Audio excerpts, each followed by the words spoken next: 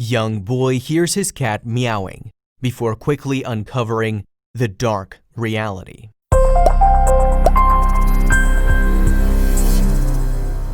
Pets are the best. If you have the time, money, and space to get one, it's a pretty good guarantee that your life will improve. A pet provides companionship and fuzzy snuggles, listens to your problems, and never complains about politics. Every once in a while, though, a pet owner will get more than they bargained for. House training problems, aggressive streaks, or even seemingly paranormal activity can be part and parcel with a new pet. For one Wisconsin family, it was the latter. When they brought a shelter cat home, his eerie abilities instantly changed their lives. On a Friday afternoon in February 2012, young mom Amy Jung and her son Ethan stopped by the Humane Society in Door County, Wisconsin. It was just going to be a quick visit to see some animals, Amy thought. When they walked in, they were greeted by a 21-pound orange tabby named Pudding. He seemed laid back and friendly, and Amy asked about him to the shelter staff, who told her of his surprising background.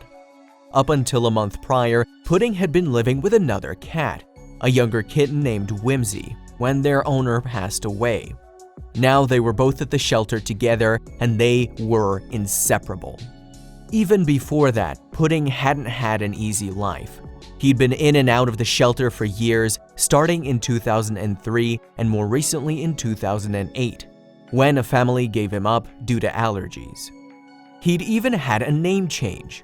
At one point, Pudding was called Starbuck. The owner that had recently passed had decided to give him a cozier moniker after seeing how calm he was. The ever-flexible Pudding didn't complain. Now in the shelter, something about the cat struck a chord with Amy. She couldn't put her finger on it, but he connected so well with her and Ethan. Even the director of the shelter, Carrie Conahan, noticed that Pudding gravitated towards them. On impulse, Amy decided to adopt Pudding. Ethan thought it was a great idea too, but they couldn't leave Pudding's brother Whimsy all alone. So they signed the papers for both cats and loaded their new pals into the car. When they arrived at the Jung household, Pudding and Whimsy settled in right away. Most animals would be nervous or wary of a new environment, but Pudding in particular seemed comfortable and relaxed. After dinner and an evening of getting the cats situated, it was time for bed. At around 9:30 p.m., Amy headed to her room to tuck in for the night, leaving her bedroom door open so Pudding could roam. At first, all seemed normal. But 90 minutes later, Amy, who'd been diagnosed with diabetes in her youth and had been living with it since, began having a diabetic seizure. She was dead asleep. Pudding sprang into action. Sensing Amy's distress, he leapt up onto her chest, but she didn't wake up. So he batted and nipped at her nose until she did. Panicked, Amy called out for Ethan. But the seizure took hold again, and Amy soon lapsed back into unconsciousness. Unbeknownst to her, Ethan hadn't heard the calls or the commotion. Down the hall in his bedroom, he wasn't even awake. Pudding dashed into the boy's room and jumped on his bed, pouncing until he got Ethan's attention. When he woke up to the cat in a frenzy, Ethan knew something was wrong. Pudding stood guard as Ethan rushed in and found his mother still in the midst of the seizure. Fully awake now, he called his dad for help, who talked him through the steps to administer an emergency injection for Amy. When Amy felt well again, she was astounded at the alertness Pudding had shown.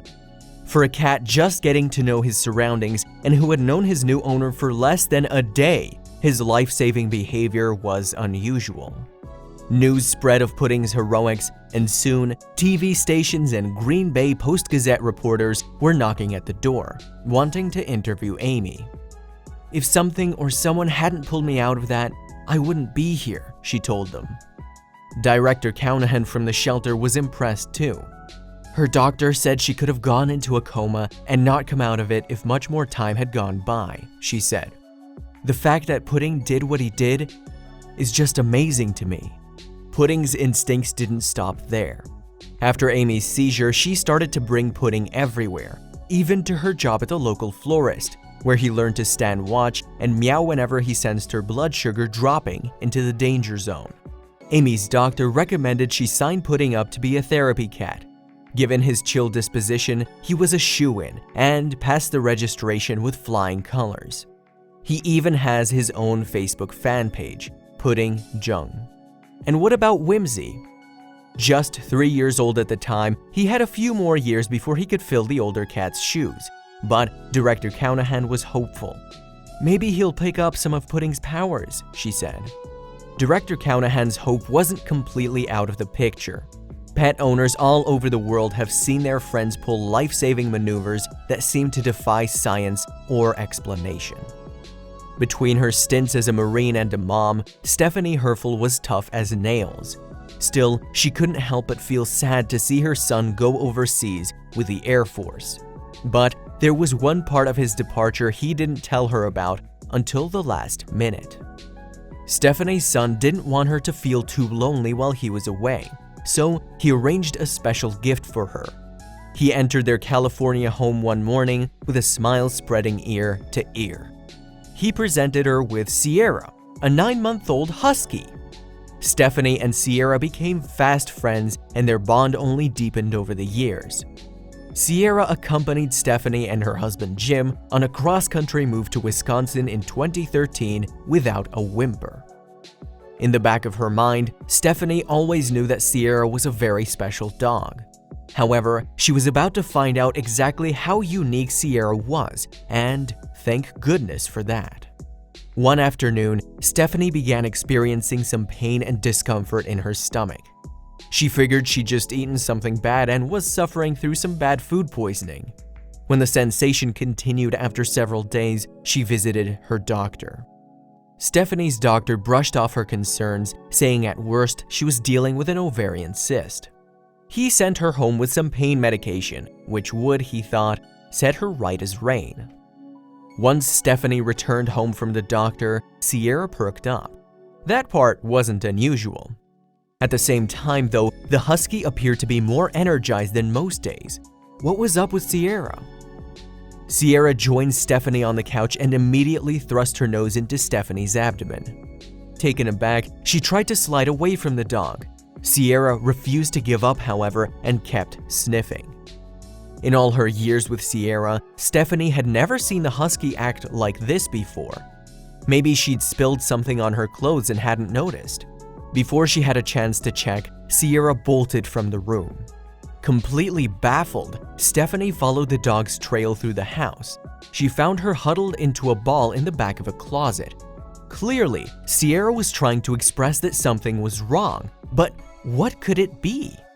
By this point, Stephanie trusted her dog more than anyone else on earth. She couldn't help but think back to her abdominal issues. Perhaps, through some miracle, Sierra knew something that nobody else did. So, Stephanie scheduled another doctor's visit, and there, Stephanie's worst fears were realized. Tests showed that she had ovarian cancer, which reached a pretty advanced stage. They would have to act fast to save Stephanie's life. In addition to chemotherapy, Stephanie underwent a hysterectomy and a spleen removal surgery in 2014. These procedures put a lot of stress on the Herfel family, but at least Stephanie had her trusty dog at her side during her recovery. To no one's surprise, Stephanie bounced back. The next year passed without much to write home about, which was fine by her. Stephanie was ready to move on to the next chapter of her life until Sierra began acting strangely once again. And so it was, Stephanie went through another round of treatment. Doctors once again gave her the all clear. A year later, though, yet again, Sierra went wild and sniffed Stephanie's abdomen. For a third time, Sierra correctly diagnosed a tumor inside Stephanie. Treatment, release, recovery, rinse and repeat. Surely she must have thought this would be the last diagnosis. Well, as of 2018, she's been cancer-free since. Leaving that dingy hospital bed behind, Stephanie wanted to return to her life and help others suffering from disease. But she couldn't help but wonder, how did Sierra know? Dr. David Kushner, Stephanie's primary oncologist, had a theory. He explained that certain dog breeds can detect chemical traces given off by tumors with an accuracy of up to 98%. Stephanie and Jim were lucky enough to own a canine with a special gift. They decided not to squander their good fortune. They went public about their amazing story, hoping it could help other people who went undiagnosed. Stephanie also got involved with the Wisconsin Ovarian Cancer Alliance, where she eventually rose to a seat on the board. Sierra is a pretty big local celebrity to everyone in the organization, too. Ultimately, Stephanie believes her story can let people think about their animals and go, "Wow, my animal did this when I got diagnosed," just to give the animals credit that they are pretty smart.